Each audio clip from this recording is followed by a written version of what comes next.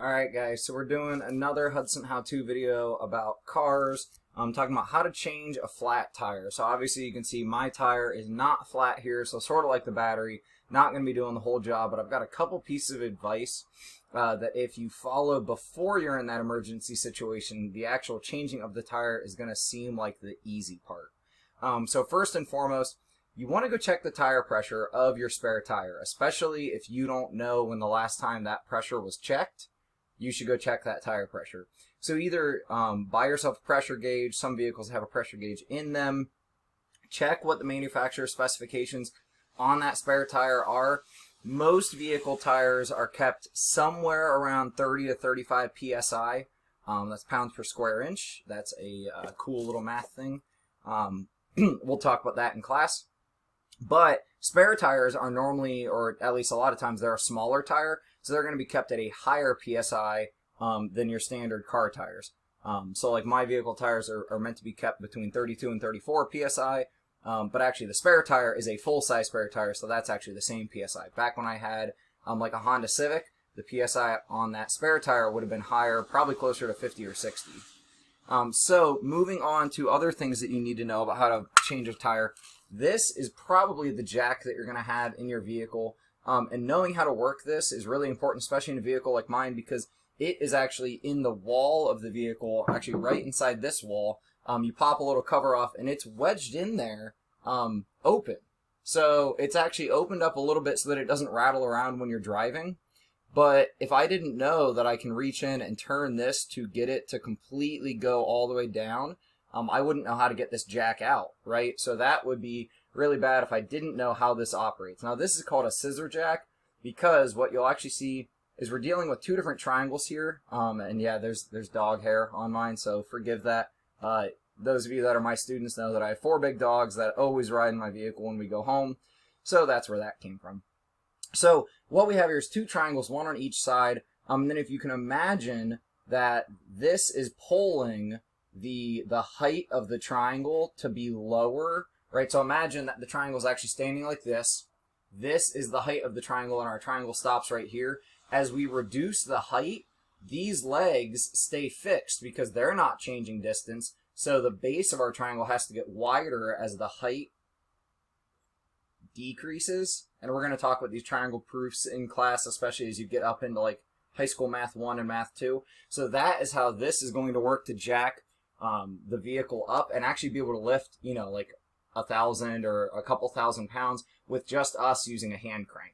So that's how a scissor jack is going to work. The other big thing that you need to know is when you're using the jack, you need to make sure it's placed correctly. There's a lot of injuries that happen, a lot of vehicle damage that happens because if you place the jack incorrectly, that point of the vehicle is not going to be able to take the weight. Like if it's a piece of plastic, a piece of metal that's not meant to take the weight of the vehicle, you can bend it, you can break it, you can really cause some damage. So knowing where to place the jack is another huge thing. I'm going to pause the camera, try to get a good angle on what we call the jack point under the vehicle, and show you guys that as well. Another tool to know, so in the side of my vehicle that I talked about, right in here, is a little pouch that has your tire changing tools in it. A couple of them are pertinent to the jack, like this goes with the jack, and we'll show you how to work that in just a moment. But this is your tire iron or your lug nut wrench. Notice that it's not that big. So when I go to start trying to change the tire, this comes with my vehicle and it fits perfectly, but it's really not all that big. And as we go to try to break the bolts free, it may not like do the job. Now if I really push on it, I might be able to make it happen. But alternatively, if you plan ahead and you don't want to be stuck in an emergency situation without the proper tools, you could go pick one of these up. I think they're normally like $10 or $15 at the auto parts store, even at Walmart. If you go pick up a T-bar, or I don't know, this has a few different names, but it has 4 different sizes, which also helps with different vehicles have different lug nut sizes. So you have to make sure that you are using the correct size for your vehicle. That's too small. That's just right. Then you not only get one hand pushing down, but you get the other hand lifting up. So first things first, we're going to talk about how to position the jack, because you would not do anything with the lug nuts before you have your jack positioned. And then we will come back to the lug nuts. But again, proper planning is huge. If you plan yourself out and get yourself a better tool, we can compare right here. It's the same length, right? It doesn't give you a whole lot more length, but it does give you both the pulling and the pushing action at the same time. That's huge. So when we go to use this little part of our scissor jack tool, we actually feed that through the front, and I'm going to move the camera to show you guys how this works. So we're going to pause for a moment. We'll be right back. Alright guys, so now we are up under our vehicle looking for where do we position this jack, right? We're deciding where do we put this. So if we look along the bottom edge here, you'll see there's a lot of plastic pieces and different things. There's, you know, some exhaust, there's some heat paneling, and what we're looking for is a really strong piece of metal that a lot of times will be marked and tell you that this is where you put your jack. On my Toyota, it's actually these kind of indentations right here kind of indicate that's a safe point to jack, and actually all of this metal kind of trim or whatever you might call it would work, but that's going to be our safest point. So to use the scissor jack, we keep, and sorry that you can see my computer, the infinite tunnel will happen, right? So we're just going to, you know, hand tighten up to get this into position, and then we'll show you how to use that other part of the scissor jack. So if we crank that up, now your jack should match your vehicle, that they fit pretty nicely. If you're outside, if you're on the side of the road, if you're not on a solid surface, you might want to try to get something to put underneath there, a chunk of wood. Something safe though, not something that your vehicle could fall off of. So you want to make sure that you have a nice solid footing for your jack. If not, try to move your vehicle a little bit, even if you have to drive, you know, on a flat tire. Just move it a few feet so you can get a safe jack point. That's going to be a lot better than your vehicle falling over or off of the jack once you get your wheel off. So I'm going to pause the video now that we have the jack just hand tightened up into place. We'll show where this ended up. And we're going to pause the video and come back and show you how to use that other tool. Alright guys, this might seem fairly basic, but I've seen a lot of people not know how to work this. So really, this is a weird tool to know how to work. It's got this pivot joint in the middle, and you'll notice one end has a square end and the other end has a rounded end. There's a reason for all of this. So the hole on the end of your scissor jack is where you put the round end. And this is actually going to be your crank. So you crank it clockwise, right, to the right, so as we talked about in another video. So if I point this more towards the camera, we crank it clockwise, and that will lift on the vehicle. Now, once you've gotten a little bit of the weight supported by the jack, and actually this cranks a lot easier than you might think it does, you're going to stop before you get the wheel lifted all the way off the ground. I'm going to pause the video, move the camera. We're going to talk about why we haven't continued raising the vehicle until the wheel is off the ground. Alright, so one thing I forgot to mention is you're going to want to make sure that your emergency brake or your hand brake is applied. So that's either going to be a pedal that is way to the left of all the pedals, up kind of closer to the driver, or it's going to be just a hand lever in between the driver and the passenger seat. So right now is your point in the process when you go double check, is the emergency brake on? Now, even if the emergency brake is on, the wheel that you're changing or the tire that you're changing, that wheel might still be able to turn, because if it's not where the emergency brake goes, which is normally only one, maybe two tires, then that wheel is still going to turn unless it's attached to the drivetrain. If it's one of your drive wheels, when you're put in park, that wheel's not going to turn. But you don't want to put all this pressure just back onto that drivetrain, or just back onto that emergency brake, or the combination of the two.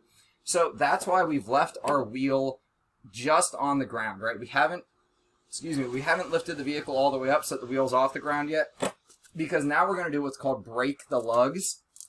And we're not breaking anything. We're just going to get the lugs free of their like real tension. So you break it and just turn it like a quarter of a turn, just enough that you've got a little bit of turn, and then you don't go to the lug right next to it. You work in a star pattern. So actually, I'm going to pause and move the camera to explain what I mean by a star pattern. So my wrench is on the lug that I just broke. So we said this, I just got about a quarter of a turn on. We're not going to go to the lug directly next to it. We're actually going to go across the lugs. So we're going to kind of make like a triangle, or most people just kind of say work in a star pattern, because once I break this lug, I will again work across the wheel to this nut here. So I'm going to end up beside the first one that I had cranked, but it's going to be the third one. So this was number 1. This is number 2. We're going to move over here to number 3. Again, not going directly beside where we just were. That would be that one. Number 4 will be across the wheel that we haven't touched yet. And number 5 is the very bottom. Now, it really doesn't matter if you start at top or bottom or where, as long as you get all 5 broken free, so that when we continue to raise the vehicle up off the ground, we're then able to get all of these off nice and easy.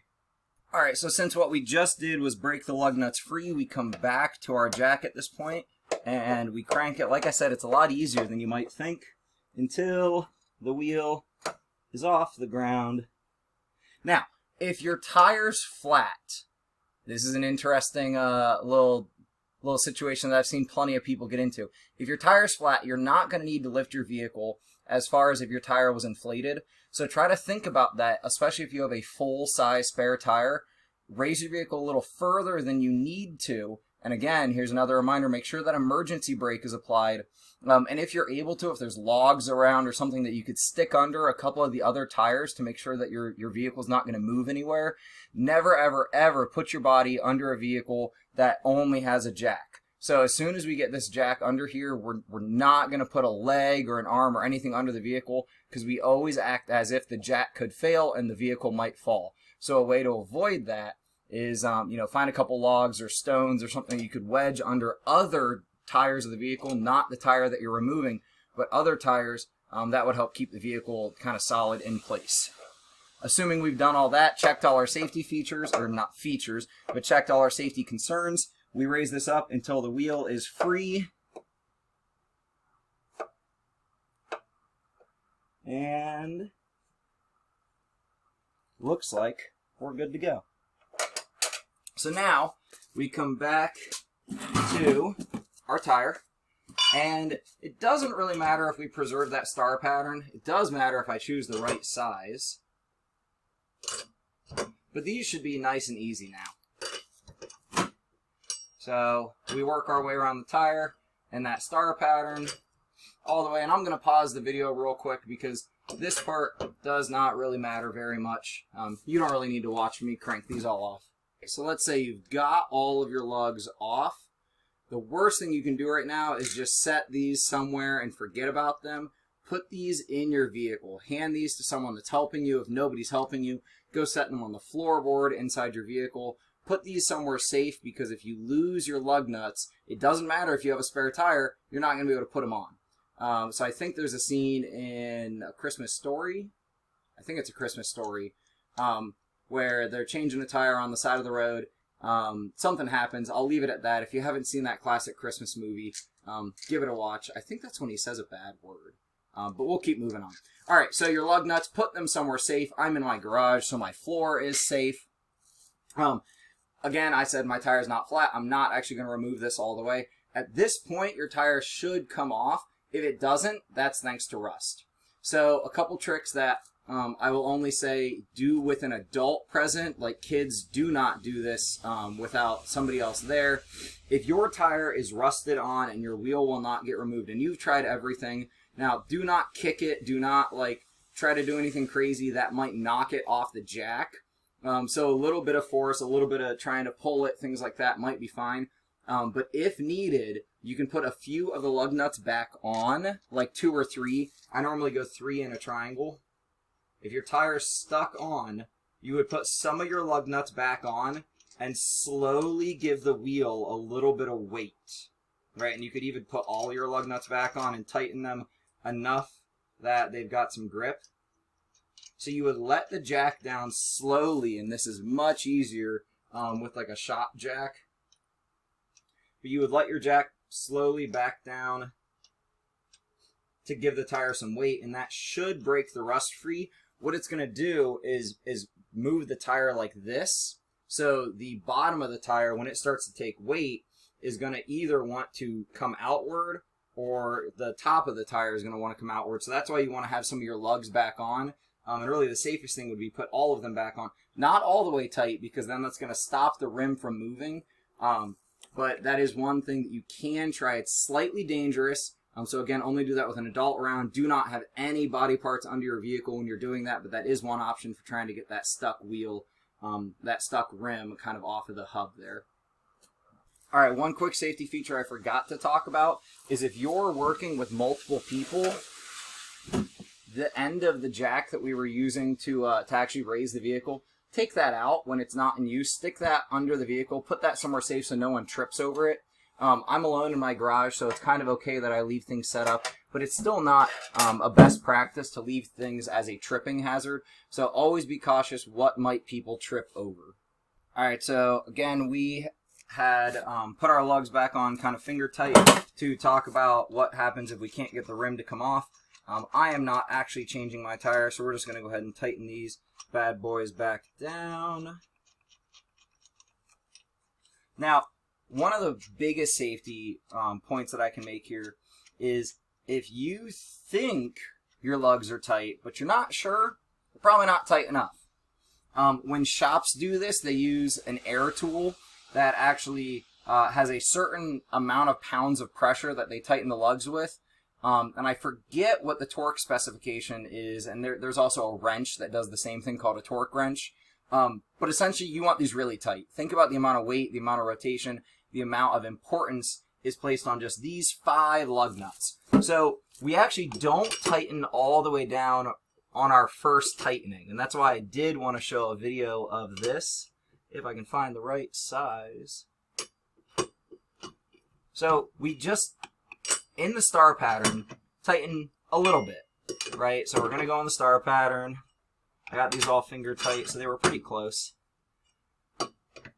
Then we go back and always in the star pattern actually tighten each one down individually. And we're going to do this probably 2 more times. I'm not going to start like this with my, actually I'm going to pause. All right, now we got a better camera angle. I'm not going to start like this because I can't get a good grip there. So turn your wrench to get a better grip. And then we're not loosening, right? We're tightening, so we're going clockwise. So we're going to give it like a quarter crank. Quarter crank. We're going to keep going in our star pattern. But we're not going to get each one as tight as possible on this first tightening lap. That was each one, all 5 in my star pattern. Remember going boom, boom, boom, boom, boom. Wherever you start, you just start going across. Now I could go from here to here or here to here. Doesn't matter, but then my pattern is determined from there. Now I'm going to go back and go like tight, tight. Try to get nice and snug. And it should actually be easier now that the other lugs next to it are also tight. Because if you think about it, when I go to tighten this lug, if the neighbor lugs are already tight, it should be easier to get this one tight. And that's why we work in that star pattern. Always kind of going back to starting at this lug. Has not had a 3rd lap yet, and neither have any of the rest of them. So I'm going to set this at a slightly better spot so that I can push down. Crank it a little bit more. That's not really a great angle. Crank that. Crank that. Now these are most of my body weight, pretty much as tight as I can get them. So that is what we're going to deem safe and tight.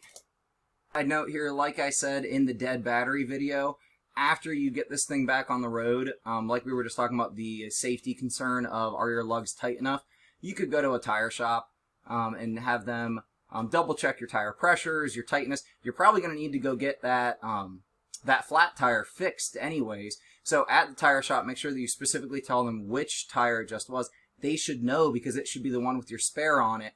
And they should be the ones making sure that those new lugs get tightened on at the tightness that you want. But let's say you have a full-size spare and you decide to wait a couple weeks before you go to the tire shop. That's not a good thing to do either. But yeah, make sure those lugs are nice and tight. Take it to a tire shop. They should do a lot of things for free, right? Like checking pressure, checking lug tightness. A lot of that stuff should be free. Alright, so now that all the lugs are nice and tight, again, now that all the lugs are nice and tight, we're going to go ahead and be safe to lower our vehicle back down. So, working counterclockwise, right, the opposite direction that a clock turns, we'll start cranking this, and if we want, we can use the tool like that, we said. And it should come down nice and easy. If any noises come from your lug nut area where the tire's on or anything like that, any noises that sound like they shouldn't happen, that's a bad thing, right? So go back, double check everything, make sure your lugs are nice and tight. But as your vehicle takes weight again, your suspension might make a noise. Maybe a noise or two as the weight starts to be taken by those springs again because you had lifted the weight off the springs. But at a certain point, we don't need this tool anymore.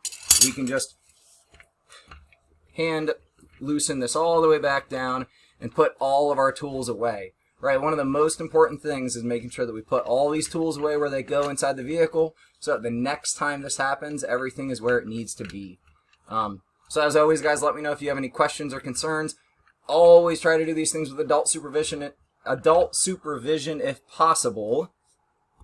Alright, I was tripping over my words and you couldn't see me anyways. Always do these things with adult supervision when possible, and do them ahead of time. Do them right now when it's not an emergency. Learn how to do the things when you have, like, you know, no pressure and you can do it in a garage nice and safe, not like, you know, in the rain, in the dark, on the side of the road. That's a lot less fun. So try these things out now. Make sure that you know how to do them safely.